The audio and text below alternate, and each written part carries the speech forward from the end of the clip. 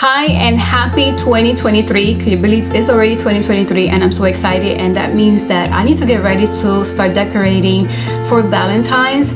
To be honest, I still have some of the Christmas decorations around my house because my mom is visiting and she came after New Year, so she just wanted to see all that Christmas and kind of like spend it with us. Still thinking it's the holidays, but I know I just finished, but I still needed to get started. So in the outside, the first thing I did was create a Valentine's wreath. And even though I usually don't use this type of item to put in a wreath, but I just felt like the message was perfect. I have a channel, it's called Jazmin, that I dedicate more of skincare and beauty. I also have Sweet Cookie Journey, where I dedicate just for my sweets and cookies.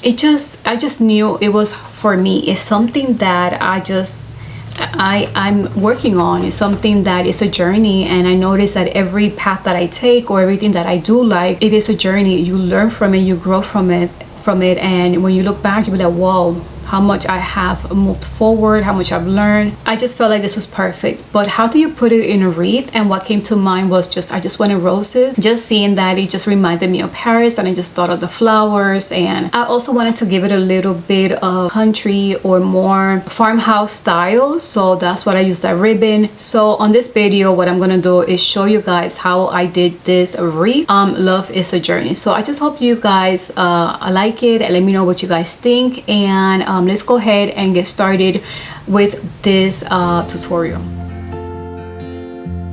So quickly, I want to show you the items that I used. These are the color roses that I picked at the Dollar Tree. I think they were so cute, and I just love kind of like the gradient color they give you.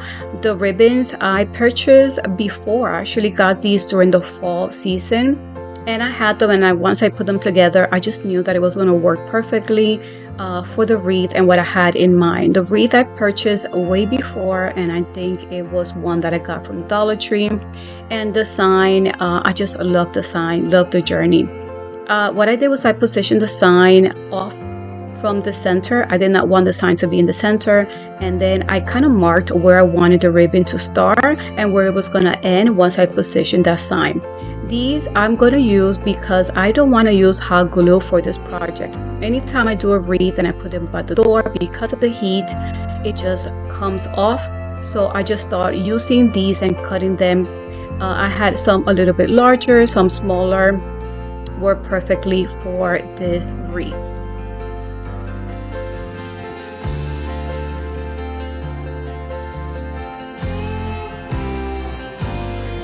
Once I tied the top part, then I just wrapped the ribbon around.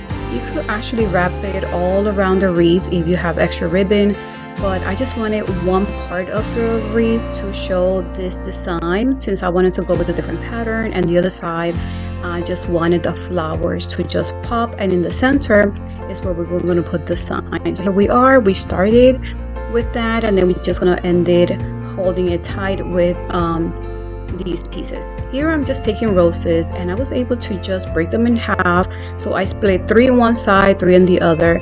One of them was pretty easy to do, the other one just gave me a little problem, and just what I did was at the end I just kind of went back and forth, and I just cut them with the scissors. So most of them was just a pair of 3. The last color I just had some individual. So here I'm just looking for where I'm going to position the sign and where I want that sign to hold, based on what I felt from those 3 rings from the wreath. First, we're going to do the hole on one side, and then we're going to work on the other side. This one was perfect because it was close to the heart, and it was not going to cover or interfere with the word love.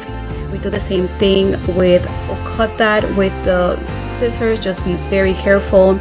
I did it very gently, and I did the same thing on the back. I had it right on another spot just to make sure that it didn't go through and it did not mess up the table. And then we just that same piece to just tie that together from the back. Here I'm just going to tie it even sturdier from that little handle that it came with, and now it made it very sturdy.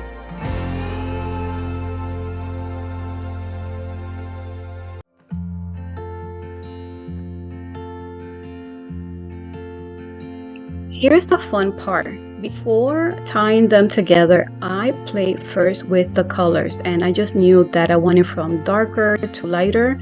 and I positioned the 3 flowers starting from the bottom, and I did just 2 colors in the bottom, and then I want to replicate the same thing from the top, and they're being tied down mostly from the center ring from the wreath.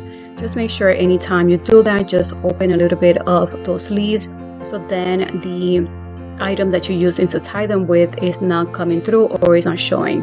The last one that we put in the center is the lightest color, and then we tied that from all the way in the back. But just kind of tying them now, the last roses, we're tying them from the first ring or the last ring. Now we're just gonna add another ribbon, and I just love the different textures that it's giving, and we're just gonna put that around the flowers from the top to the bottom.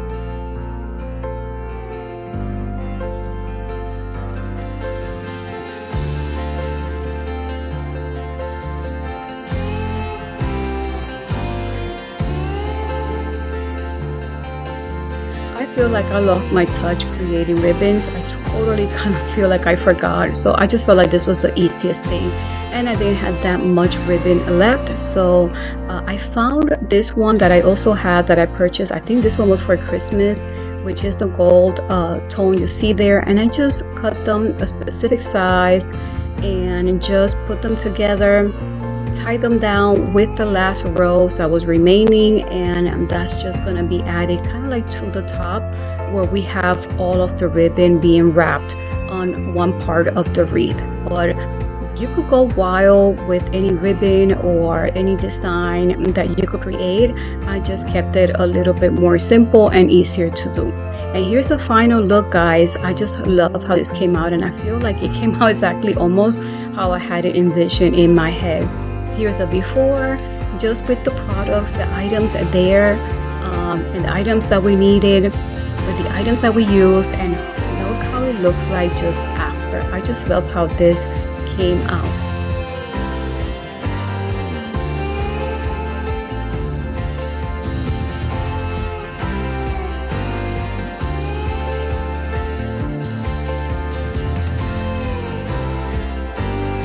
So if you want to see more of this type of content, I do want to create other ideas for Valentine's. I'm thinking other things for the garden as well, because I do want to include this channel to be DIYs like glam and projects, things from the Dollar Tree, but I also want to dedicate it on what I'm doing outside in the garden.